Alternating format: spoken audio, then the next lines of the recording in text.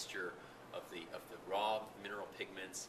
And if I were to do a workshop, there was this sort of spectacular moment where I'd crack an egg open and separate, as if I were cooking, the egg white from it, and then literally roll the yolk sac in my hand and pick it up by its end like this, and have this sort of gorgeous teardrop yolk. That moment to kind of puncture and have it drain into the cup. And so there's this real kind of dance almost. It's cooking and it's dance and it's painting and it's all these things combined. But I was still very much attached to the hand generating or hand making of things, and I used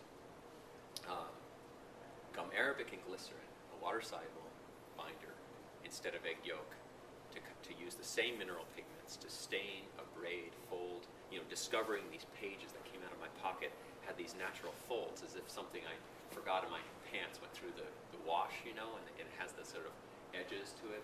So I'm unfolding these things, and I realize, I can employ those same pigment resources, but do so on paper this time, giving it, having some control over the physical body of it, etc. So here again, by imagery, I'm creating a certain kind of architecture resembling, to an extent, and this was part of Doug's and my first conversation regarding this show,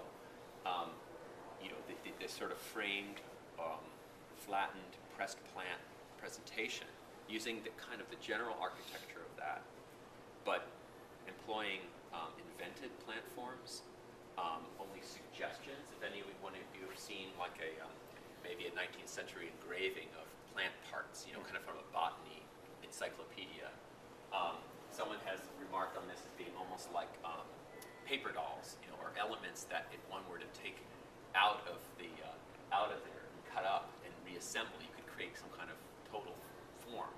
So it has, not unlike a specimen tray, where these pieces are kind of arranged in a composition more akin to our scientific attitude than in the natural world. The stripes being, for me, almost resembling, although not literally, like sedimentation over time. One of the popular images of the blue, there, the fourth one down in the grid, has a kind of an echo of cyanotype photography, which is a chemistry of photography that has a kind of archival or kind of vintage or historical feel to it. So without a doubt, there is a desire on my part to try to recover something like I had with the early found pieces, something of a kind of past identity, the scouring, the kind of cornering. David Clayman, a painter who lives in Chicago, said at a recent exhibition he saw just the rounded edges of some boards on which the pieces are applied, and he said, "Where did you find those cards? On which to put your pictures?" And I said, "David, I made those cards." And he said, "Of course you made them."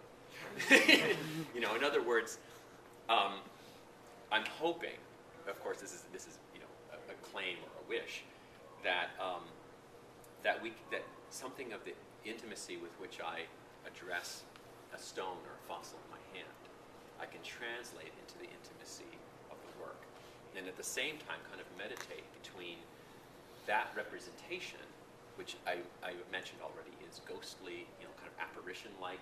I brought a little artifact in here, and again, I'll pull all of these out. You can look at them. In fact, you can just hand it down if you want to take a look at it. I'll give you a few.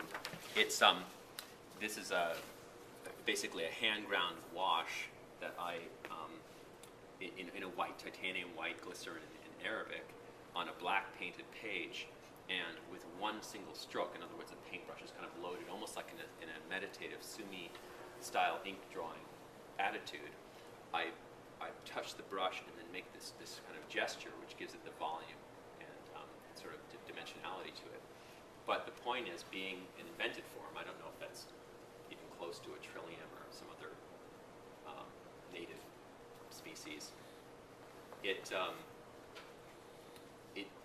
makes this allusion to a certain distance, a certain space. It almost suggests it's its absence or dislocation in a way. As soon as we take something from its context, from its natural context, and we organize it in grid, we put it behind glass, cotton, we clean it, etc. We're also creating a kind of separation from it. So it suggests this kind of dislocation, right? Just suggests a kind of maybe a vacancy that, by virtue of all our studies, we're filling with a human longing. In a way. So the birds, when someone says, although this was a plant show, ostensibly, bird elements have come up in my work, and I have a few free-ranging birds in here somewhere. You better count those before you leave. There may be a few less sheets before. Yeah, so I have these free-ranging birds. Yeah, I can. In fact, I can just hand these around. You can pass them around. Look at these two. I said to somebody, take a look at these guys.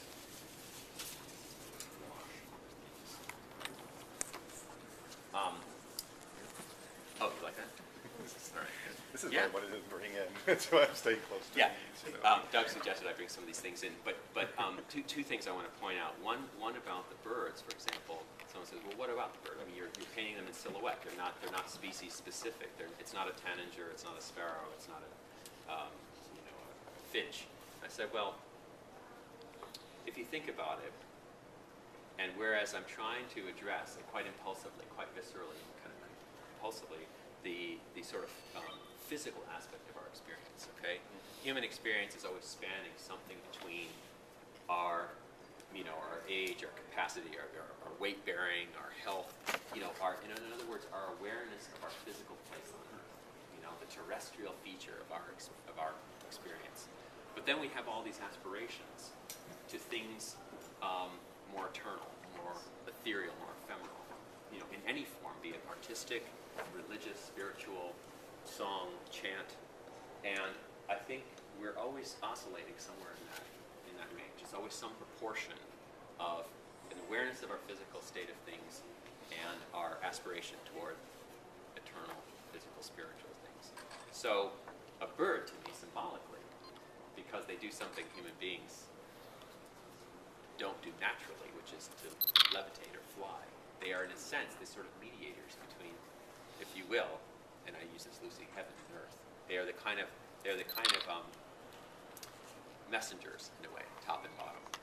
And so it's not so much of a spiritual statement as it is this longing feature that I think comes between our hungry, almost insatiable need to document, categorize, name, understand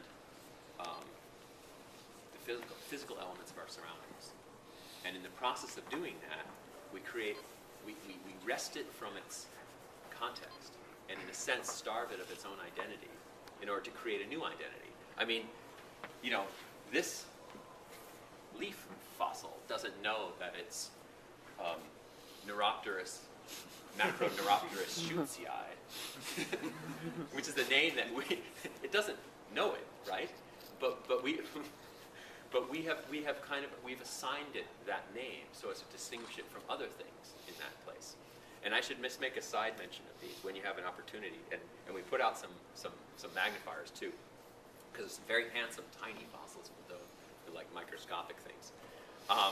The first three trays here are marine fossils from Oglesby, Illinois, near Starved Rock State Park. If any of you have been there, have heard of it. It's what they call blue LaSalle limestone quarry, and I would suspect, because of its unique chemistry, probably half the cement buildings and roads in the city of Chicago have some component of this earth. So it's very interesting, and Encarnacion and I have actually had some conversations about environmentalism related to a project I was involved in a couple of years ago. And it's very interesting to me that something we use in a kind of utilitarian way, okay? We essentially have scarred the earth. We have ravaged, we've kind of dug this giant pit, we've excavated, we've lifted a particularly useful compound, this limestone that they grind up. It's